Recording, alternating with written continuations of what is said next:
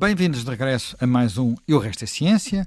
Eu sou o José Manuel Fernandes, comigo está o Miguel Miranda, geofísico, membro da Academia das Ciências, antigo professor de Física, portanto uma pessoa com muita experiência, e hoje vamos falar de um tema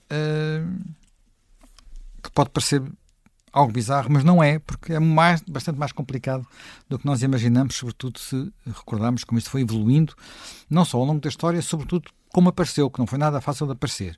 Estamos a falar do sistema métrico. Nós hoje temos um sistema que é decimal, metros, quilómetros, decímetros, um sistema que tem equivalência entre o sistema, digamos, as medidas lineares, as medidas de superfície e as medidas de volume, portanto, e até o peso. Portanto, tudo isto está indexado, por assim dizer, no sistema métrico, porque há uma espécie de aldeias dos gauleses, neste caso não são gauleses, são americanos e enfim, restos do Império Britânico, que ainda utilizam outro sistema. Mas, antes de irmos aí, vou satisfazer uma curiosidade do Miguel, que estive aqui a fazer o cálculo para saber quanto é que o Miguel mede em côvados. Ora bem, o que é o côvado, primeiro que tudo? O côvado é uma das mais antigas medidas que nós temos notícia, digamos, não será a mais antiga. O côvado, temos notícia dela pelo menos desde o tempo dos egípcios e corresponderia mais ou menos à distância entre o cotovelo e uma mão esticada, e a ponta do dedo uma mão esticada. É evidente que estamos todos a imaginar, nem todos os braços são do mesmo tamanho, nem todas as mãos são do mesmo tamanho, e portanto o côvado, em côvados egípcios, o Miguel tem um bocadinho mais do que 5 côvados. Mas fomos para os côvados hebraicos, e já vamos ver a importância do côvado hebraico, porque o Miguel quer começar por aí. Se formos para o côvado hebraico, ou romano, é essencialmente 4 côvados. Bem, mas se formos para os côvados portugueses, se o Miguel vivesse no tempo do Manuel, era mais baixinho, tinha menos de 3 côvados. Portanto, isto dá-nos uma ideia, não é? A mesma medida, o mesmo nome, medidas muito diferentes. E isto foi a rotina da humanidade. Exatamente. Até há relativamente pouco tempo. É os tais 2 pesos, 2 medidas. É preciso dizer que não é bem assim, porque no tempo do Carlos Magno ainda havia sistemas unificados de pesos e de comprimentos. Não, unificados, obrigatórios. Eles perdem-se durante a Idade Média, em que o poder se fragmenta. Isso é mais para ti do que para mim. E o poder, ao fragmentar-se, cada chefe tem a capacidade de estabelecer o seu padrão de comprimentos e de pesos. Muitas vezes o padrão de comprimentos está gravado na pedra de um castelo ou está gravado na pedra de uma autoridade municipal. Há um dos livros que refere a história da adoção em Portugal do sistema métrico, iremos a isso, cita muito o castelo de Montemor o Velho. Mas há mais sítios, eu estive a ver, se quem quiser encontrar isso, pode encontrar também na Igreja Matriz e no Castelo do Sabugal, ou pode encontrar noutros locais, muitas vezes perto do Pelourinho. Portanto, e isso porquê? Porque nós compramos e vendemos coisas, não é? Compramos e vendemos coisas. Quando os circuitos comerciais são muito curtos, como é as feiras locais, basta que os vizinhos partilhem a mesma norma. Mas quando nós estamos a falar de comércio a distâncias maiores, isso já não é possível. E é interessante perceber-se que nos anos que antecederam a Revolução Francesa, nós estamos numa situação em que junta 2 componentes. A primeira componente é a necessidade do comércio, portanto o comércio estava-se a desenvolver de uma forma mais importante e, portanto, tinha que estabelecer medidas únicas para quem compra e para quem vende. E por outro lado, a Revolução Francesa tinha o espírito das luzes, que pretendia, digamos, racionalizar todas as escolhas humanas. E uma das racionalizações pensadas foi o sistema de pesos e medidas. Pois, repara, há aqui várias coisas. A Revolução Francesa, eu não fazia ideia, mas, por exemplo, há no 1984, do Orwell, uma cena em que é de alguma forma simbólica. É evidente que isto tem a ver com o mundo, como eu disse, britânico, que não seguiu exatamente a linha métrica, mas a cena é alguém está muito triste porque chega a um bar, quer beber a pint of beer, portanto, uma pint, que era uma medida que ainda hoje se usa, portanto, nos bares, nos pubs ingleses, e já não havia pints porque o regime, o sistema, o grande senhor, digamos, o mestre tinha acabado com tudo, tinha uniformizado as medidas todas. E é um bocadinho disso nesta tentativa da Revolução Francesa. Um bocadinho, porque há outra parte que é científica. Há uma parte científica e há uma parte política que se mantém. E, portanto, um dos grandes impulsionadores da normalização dos sistemas de pesos e medidas é Lavoisier. Lavoisier é um personagem que toda a gente conhece porque nada se cria, nada se perde, tudo se transforma, mas ele é muito mais que isso. Ele é o criador da química moderna, que conhecemos hoje, mas era também o merceeiro-geral de França. Era um homem que tinha, muito rico, que tinha como uma das suas atividades recolher impostos e fazer pagamentos à Casa Real. E isso criou ao Lavoisier uma situação em que simultaneamente ele era um homem muito progressista, ele queria a modernidade, mas por outro lado tinha uma ligação, digamos, direta ao Ancien Régime.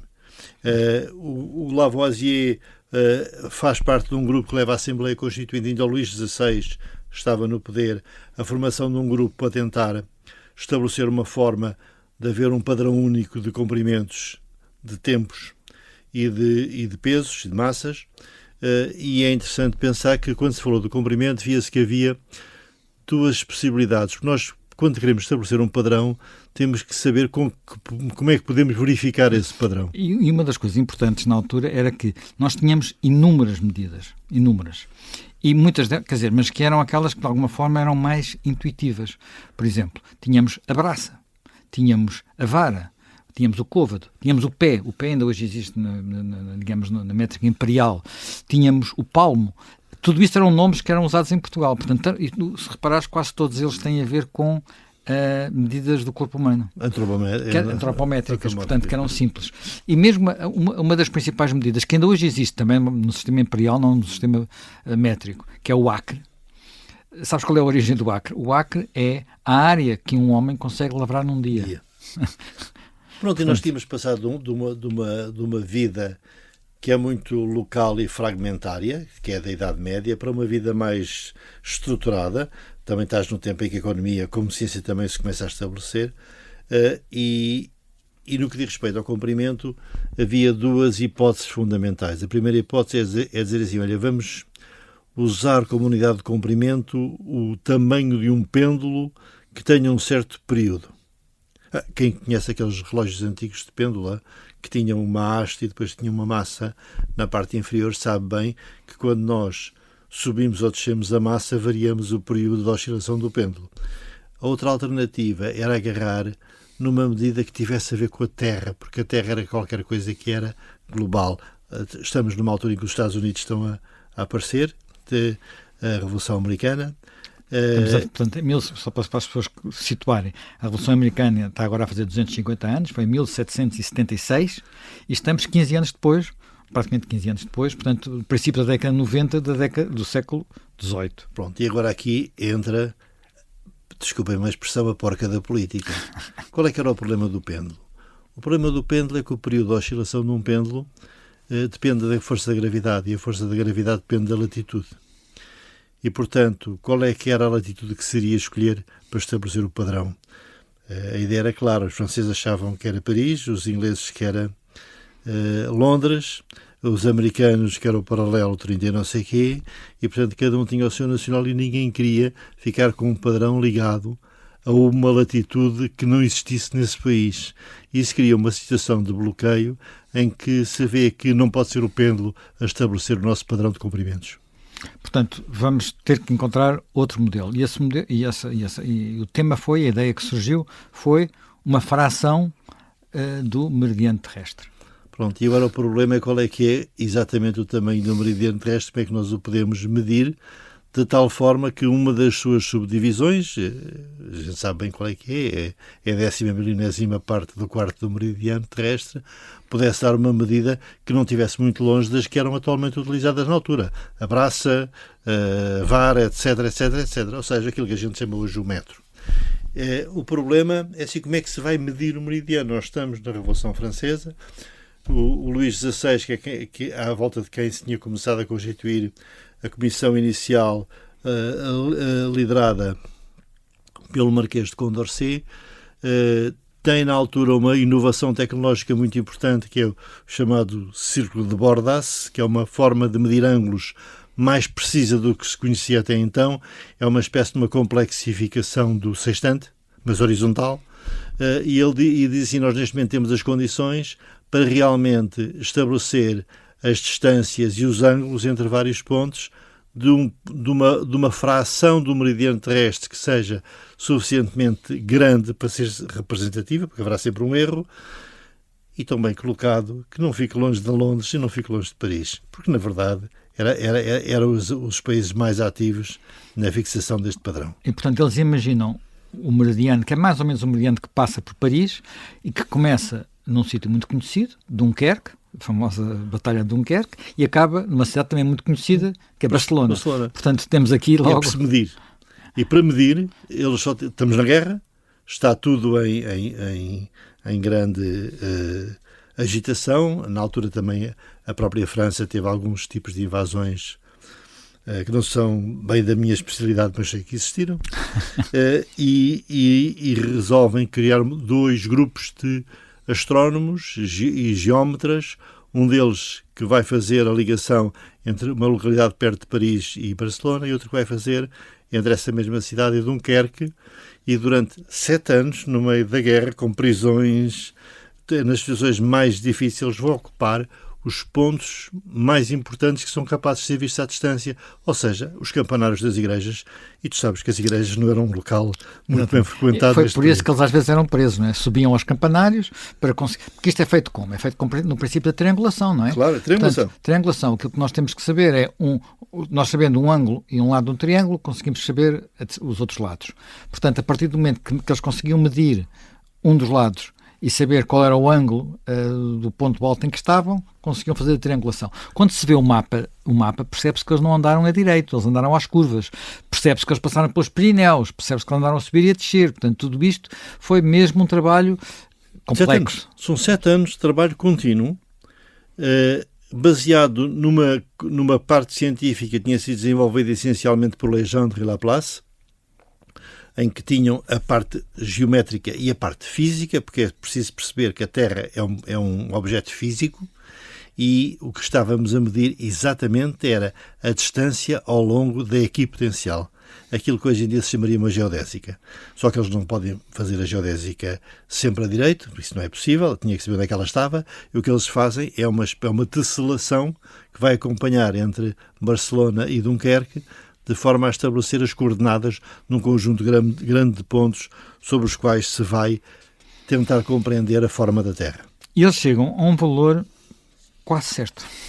Portanto, no fundo, a partir do momento que sabe-se a latitude de Barcelona, a latitude de Dunkerque, pode-se saber que fração do meridiano isso é, portanto, aí temos um conjunto de graus, que é uma fração dos 360, que são o conjunto do tal do meridiano, mas eles quase que acertam. No entanto, hoje sabemos que há uma pequeníssima diferença entre aquilo que ainda há pouco disseste, a 10ª parte do quarto meridiano terrestre, não é exatamente isso. Há aqui um pequeno erro, não é?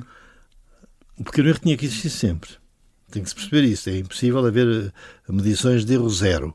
Há sempre um erro e, na verdade, quando se chega ao fim, se estabelece um valor, usando os trabalhos dos 2 grandes geómetras, cujo nome devia ser conhecido de todos, e se faz materializar essa distância numa barra de platina a que atribuiu o nome de metro. Sabe-se hoje em dia que há ali um pequenino erro, que realmente que a 10ª parte do quarto meridiano terrestre sobre a equipotencial da Terra devia ser ligeiramente diferente, mas muito pouco diferente. 0,2 milímetros. O que é, convenhamos, um pelo, é quase um cabelo. Um cabelo. E estás a falar uma coisa aqui importante, que é platina, que é um metal novo, que na altura tinha sido desenvolvido, e que tem também, aqui também, outra, não sei se até que ponto é que tem essa propriedade, que não dilata nem... Tem uma concentração muito baixo e quando é dopada com irídio, que tal platina iridiada que nós falávamos na escola primária, quando se descrevia o método padrão, tem realmente a capacidade de manter, desde que tenha condições razoáveis de umidade e temperatura, razoavelmente constantes, de manter uma distância razoavelmente fixa. E, portanto, a ideia era replicar em centenas o metro padrão, enviá-lo para todo o mundo e dizer, a partir de agora, sempre que nós falamos o metro, é desta distância que estamos a falar. E não é só do metro, porque depois a seguir a ideia é ter digamos, a unidade de superfície, mas também ter unidades de volume e de peso. Mas, e porque também é preciso arranjar um padrão para isso. Mas mais uma vez, qual é que é o líquido mais popular na Terra? É a água, e portanto a água serve para construir a unidade de volume, que é o litro, e ao mesmo tempo a unidade mas de não massa. uma temperatura qualquer. Ou não é uma temperatura qualquer, já falámos também desse assunto, e depois também para a nossa unidade de massa, que acaba por ser o quilograma massa. Eu não vou agora entrar aqui em distinções entre massa e peso, todos os que fizeram o ensino secundário já ouviram isso tantas vezes, que não é importante. O que é interessante perceber-se é que quando se começa a fazer a convenção para adaptar o metro a todos os países, começam a aparecer os primeiros problemas. E os primeiros problemas são que, por muito que se não queira, apesar desta medição estar agarrada à Terra e a Terra ser vista como qualquer coisa que era um património comum da humanidade, como diríamos hoje, na verdade aparecem alguns obstáculos. Um bocadinho, eu diria, a imagem da bitola ibérica, que é um problema que todos os portugueses conhecem, não é? Há sempre aqueles países que querem ter uma bitola diferente. Sim, os países que mantiveram basicamente esta bitola foi o Império Britânico na altura, portanto tinha a regra imperial. Mas há um argumento, quer dizer, há muitos argumentos, muita discussão. Por exemplo, uma das pessoas foi que tentou que os Estados Unidos, logo no seu início, tivessem o sistema métrico, foi Thomas Jefferson. Thomas Jefferson também era um obcecado por medidas. Thomas Jefferson, durante toda a sua vida, portanto, ele deslocava-se de carruagem, encontrou uma forma de medir as distâncias, que era ter um oscilómetro nas rodas da carruagem, sabia o perímetro de cada roda, portanto, e está registado cada viagem que ele fez entre Monticello, que era a sua enfim, não era herdade, era o campo onde ele tinha escravos, nomeadamente, e os vários pontos dos Estados Unidos, estava tudo medido, mas não teve sucesso. E uma das razões para não ter sucesso é uma razão que nós, se pensarmos que não havia máquinas de calcular na altura, até faz algum sentido. É que se nós tivermos as medidas inglesas ou americanas, que são ligeiramente diferentes, elas dividem-se por 12 ou por 16. O que é que isto torna mais fácil, sobretudo o 12? É que o 12 é divisível por 3 e por 4. Portanto, um terço e um 4 e por 2, claro. 2, 3, 4 e 6. 2, 3, exatamente. E, portanto, se eu estou a fazer compras, é metade, é um terço, é um quarto. Se eu tentar dividir uma pizza em 5 ou em 10, é um bocado de trabalho. É mais fácil dividi-la em 4, como todos nós sabemos, quando dividimos uma pizza em casa. Sabes que há muitas moedas que ainda não só há pouco tempo é que são centesimais e decimais. Sim, a Libra. Por exemplo. Não a Libra é há 50 anos. Mais as suas primas, que é uma Libra mais um bocadinho. A maioria desses casos são reações nacionais. São reações de tipo nacionalista à tentativa de uma uniformização que põe em causa interesses nacionais, tipicamente ou regionais. Tal como a bitola ibérica é uma reação para que não haja invasões de comboios de outros países, como é óbvio. Não há nenhuma outra razão técnica para a sua adoção. Portanto, há também um aspecto político desta componente do sistema métrico que não pode ser esquecido. É que nós estamos no reinado do terror, portanto, Robespierre, Luís XVI é executado, Luís XVI tinha começado o processo, notem bem, é executado, Lavoisier é executado, Condorcet suicida-se na prisão,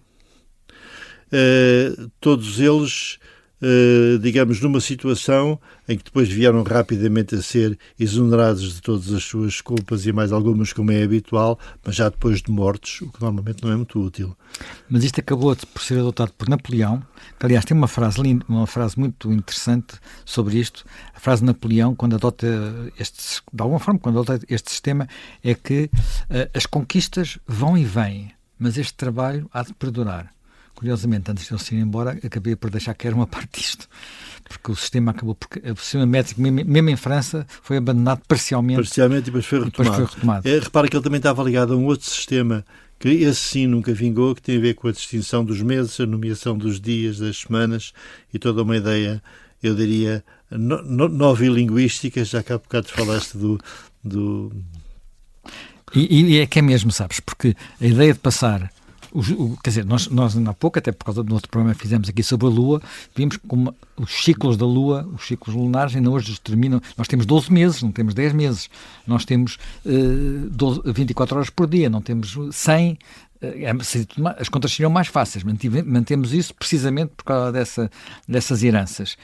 E aqui havia, nos 7 dias, algo muito importante, que é o domingo e a missa de domingo, e isso era um objeto que a Revolução Francesa queria acabar, queria criar um Estado sem, quer dizer, dar novos nomes aos meses para acabar com tudo o que fosse herança religiosa. E, portanto, quando há essa hiperracionalização, nós criamos simultaneamente uma oportunidade, mas também criamos alguma anarquia, ou digamos, alguma situação de não interesse de toda a gente a juntar-se a este novo mundo. Bem, temos de fazer agora aqui um intervalo, um momento aqui de nova língua e algum entusiasmo. Já voltamos para a segunda parte de E o Resto é Ciência.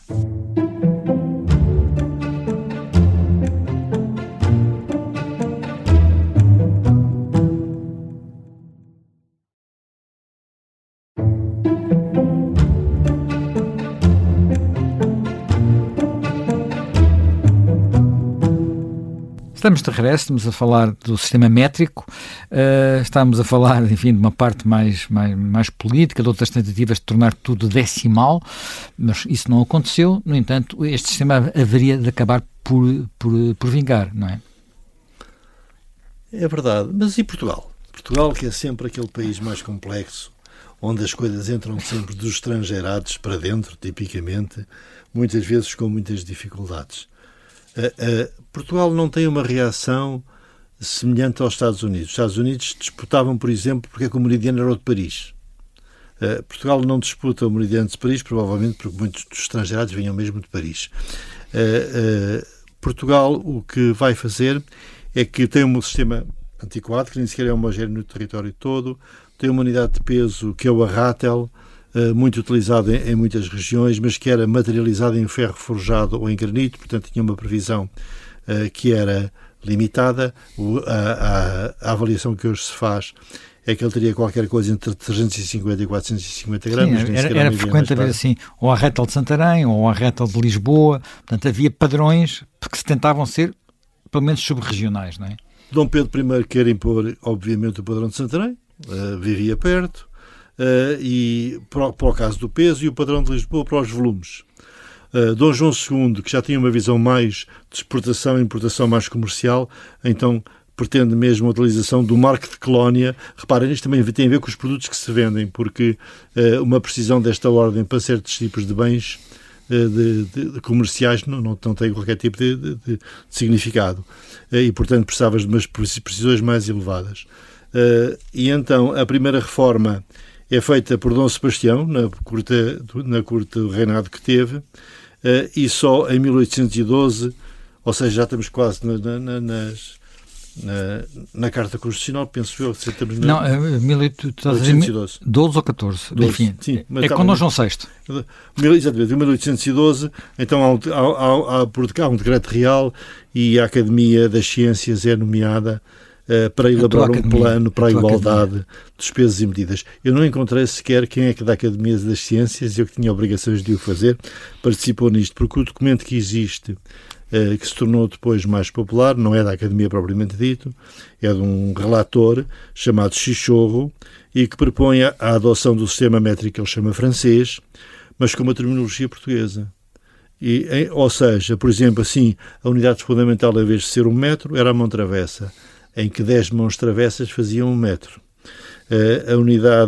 A mão cúbica, por exemplo, dava exatamente um submúltiplo do metro cúbico, mas correspondia à medida antiga que se chamava canada. E, portanto, esta ideia portuguesa de que vamos fazer o mesmo que os outros, mas aportuguesando, está mesmo no ADN nacional. Eu diria que isto eram só os tempos em que nós fazíamos da chamada... Uma canada, para quem não tem ideia, uma canada é essencialmente 1 litro 1.4. 1.4. Mas sabes que há uma subcanada, que é o quartilho, que eu achei graça. O quartilho corresponde ao tamanho típico de uma cerveja. 0,33. É 0,35, vá lá, um bocadinho diferente. Portanto, a gente ainda vive com elas, na verdade, entre nós. Estas dimensões são dimensões humanas, não é? Mas eu quando li eu li o texto do Chichorro e achei imensa graça, porque isto lembrava muito bem o texto da adaptação do Acordo de Bolonha a Portugal. Eu também trabalhei nisso, aqui há uns anos, e Portugal conseguiu adaptar aquilo que tinha sido decidido na Europa, mas com nomes diferentes. Há qualquer coisa aqui que é realmente do nosso ADN, por exemplo. Enquanto na Europa o primeiro ciclo se chama bacharelato em todo lado, aqui teve que se chamar licenciatura, criando imediatamente uma confusão com um título que já existia. E o segundo, que na Europa do Centro e Norte se chamou Master, aqui chamou-se mestrado, para também criar confusão com um título que já existia. E, portanto, nós temos sempre esta capacidade fantástica de ir buscar as ideias que nos parecem, mas dar aquela pequena alteração. Não esteja só a dizer mal, porque apesar de tudo há aqui algo que aconteceu. Quando nós vemos a cronologia da adoção do sistema métrico, Portugal ou é o primeiro em conjunto com os Países Baixos. Portanto, estamos desse ponto de vista, podemos dizer que estamos na linha da frente. Porque não há reação social, na verdade. Há aceitação. O país está muito estruturado, não é? O regente estava no Brasil, aliás, é adotado também ao mesmo tempo no Brasil, não é? Dom João VI ainda está no Brasil, é regente, nem sequer é rei, não é? E em Portugal, curiosamente, estão os ingleses, não é? Portanto, está o Beresford, mas o processo com a academia avança. Não, é assim, neste momento nós estamos, e depois a Dona Maria II tem um papel muito importante em muitas áreas. Quem consolida o sistema, na verdade, e Portugal tornou-se de tal forma que hoje em dia só há 3 países no mundo que assumem que não usam o sistema métrico e que são os Estados Unidos, a Libéria e Mianmar. O que é por demais curioso, mesmo a Inglaterra, que durante muito tempo se agarrou às milhas e ao sistema imperial. Mas é assim, a Inglaterra adotou o sistema métrico, mas toda a gente sabe que a Inglaterra, eles continuam a falar e a usar os outros sistemas. Mas já cada vez. Sim, mas quando falas, por exemplo, eu leio a imprensa inglesa e quando se diz vou perder peso, não se diz vou perder quilos. Vou perder, eles usam um outro termo. Pounds, libras. Portanto, usam também é outra confusão, mas a verdade, o sistema métrico generalizou-se e foi um enorme progresso do ponto de vista científico e do ponto de vista comercial. E quando uma coisa se consegue ajustar a estes dois mundos, ela tem todas as capacidades de, como se diria hoje, ganhar tração. E, portanto, é o sistema que é mais generalizadamente utilizado. Mas é interessante perceber-se que nós podíamos viver sem o sistema métrico. Quer dizer, a física e a química podiam ser escritas fora do sistema métrico, porque as equações são igualmente válidas se os sistemas forem coerentes. As constantes, os números que lá aparecem... Houve um erro uma vez complicado, não houve? É verdade, mas houve um erro complicado, toda a gente sabe, foi feito... não está ligado à expressão Houston, we have a problem, mas poderia estar, e que é exatamente o facto nos Estados Unidos, apesar de não ser usado o sistema métrico na vida corrente, é na componente científica e tecnológica, porque é a única maneira de fazer. De conjugar com o resto do mundo, não é? Aliás, e também nos militares. Mas, por exemplo, se hoje em dia fores comprar parafusos ao IKEA, já sabes que as roscas são milimétricas e não são por frações de polegada, da mesma que nós ainda aqui há muito pouco tempo comprávamos um 16 avos, 2 16 avos, e as torneiras... Quer dizer, se falares com o canalizador é assim que ele fala ainda hoje. Mas agora quando vai comprar os parafusos já começa a ser cada vez tudo mais normalizado, porque isto também tem a ver com a normalização da manufatura. E, portanto, a manufatura tem que ter formas de fazer de uma forma unificada para poder ganhar a escala e, portanto, a existência de um sistema único aparece como uma grande vantagem. Já agora conta só o que se passou com esse erro, porque é um erro pesado. Foi um erro grande porque, na verdade, teve a ver com uma operação espacial em Marte. Em Marte, exatamente. Que foi conduzida pela NASA, mas é que, na verdade, estavam 2 equipas a trabalhar, mas com 2 sistemas de unidades diferentes. E o resultado, a sonda caiu. Foi o crash da sonda. Eu não diria que foi isso que levou ao abandono, mas pelo menos levou a alguma desmoralização do programa espacial, que só hoje, pelos vistos, neste mês, não é? No mês passado, e este mês começa a ganhar outra vez forma e balanço e energia para a ocupação do espaço exterior. Penso eu, devido à emulação que está a receber de outras partes do mundo, não é? Em particular da China. E portanto, nós... lembrem-se que Não há muito tempo, nós calibrávamos a pressão dos pneus em PSIs. PSIs, que é pounds per square inch.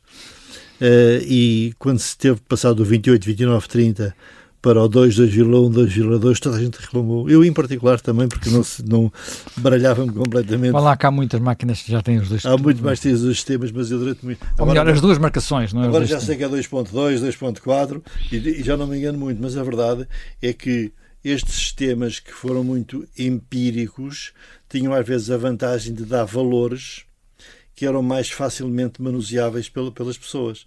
É muito mais fácil a gente saber que é 28, 29 ou 30 do que é 2,2, 2,3. Eu lamento, mas é verdade. Isto é como nós funcionamos do ponto de vista...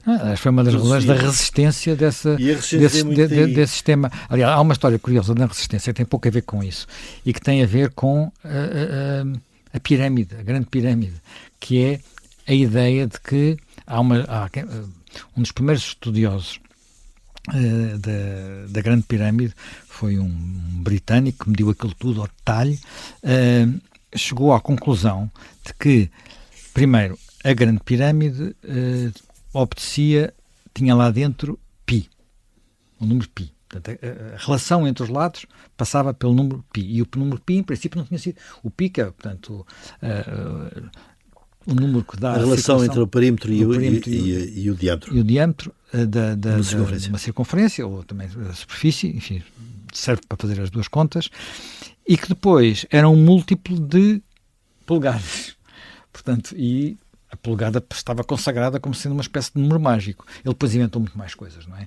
Conseguiu ver a história do mundo dentro da Grande Pirâmide, tudo aquilo foi fantasioso, mas isso foi permitido aos ingleses. Os ingleses já desistiram, mas aos americanos, para todos os efeitos, continuarem também dando argumentos, por assim dizer, a essa resistência. Mas é só que isso, no século XIX, praticamente desapareceu, não é? Portanto, no século XIX, uma conferência que, em parte, resolve isso, quer dizer, vai resolvendo esse problema. É assim, a partir do momento em que nós entramos neste novo mundo métrico e decimal, agora também é difícil andar para trás porque ele é um mundo unificado. Mas é interessante pensar-se que na componente informática, por exemplo, não há decimal, tudo... enquanto não for quantum é binário, quando for quantificado vai ser diferente, ele é binário e é dos mundos em que se utiliza a nomenclatura hexadecimal, ou seja, em vez de ser 0, 1, 2, 3, 4, 5, 6, 7, 8, 9, ainda há o A, B, C, D, E. Portanto, ou seja, precisamos de 16 dígitos. E isso é porquê? Porque para ser uma potência de 2. E, portanto, na verdade, se vir bem, muita da reação ao sistema métrico decimal teve a ver com a persistência que o sistema de 2 tem na nossa cabeça, porque ele, na verdade, tem a facilidade que existe em fazer divisões. Basta agarrar-se numa faca e num bolo de aniversário e ver a dificuldade que há entre dividir por 2, por 4 e por 8 e dividir, por exemplo, por 3 ou por 7 para se perceber que o problema não é exatamente igual. E dividir por 10 com uma faca é francamente difícil. Exatamente. Começas por dividir por 2 e depois calculas mais ou menos onde é que é o 4 e depois um bocadinho para um lado, um bocadinho para o outro, que todos nós já, quer dizer, os mais habilidosos já tentaram fazer isso, há quem nem tente, não é? Portanto, é engraçado como é que um problema que, do ponto de vista matemático, é quase imprescindível. Hoje em dia, a álgebra sem o sistema decimal seria de uma enorme complexidade, até de fazer contas. Talvez seríamos quase como no tempo dos romanos. Mas a verdade... Sim, só imaginar que se faziam contas com os algarismos romanos é uma coisa que nos faz... é complicado, não é? E sem zero. Dizem que o resquício disso, digamos, o esqueleto dessa cultura está ainda na contabilidade. A contabilidade não tem zero, por isso é que tem sempre o sistema da contrapartida entre positivos e negativos. A contabilidade nunca tem valores negativos e valores positivos, a não ser nos saldos finais. Na verdade, ela tem a dupla repartição. Exatamente porque é uma tradição que ainda vem dos romanos, onde não existia zero. E, portanto, tu tinhas sempre, com qualquer movimento, considerá-lo um ativo ou um passivo. O zero, nós temos a ideia que é indiano, mas não, que é árabe, mas não é indiano. A origem, aliás, os árabes trouxeram da Índia para a Europa a numeração que nós hoje chamamos de numeração árabe, que é de facto muito mais simples de tratar e que tem a base 10, não é? Tem a base 10, mas depois a base 10, quando é aplicada a operações comuns como dividir um bolo numa família, ela realmente tem uma certa dificuldade em estabelecer-se.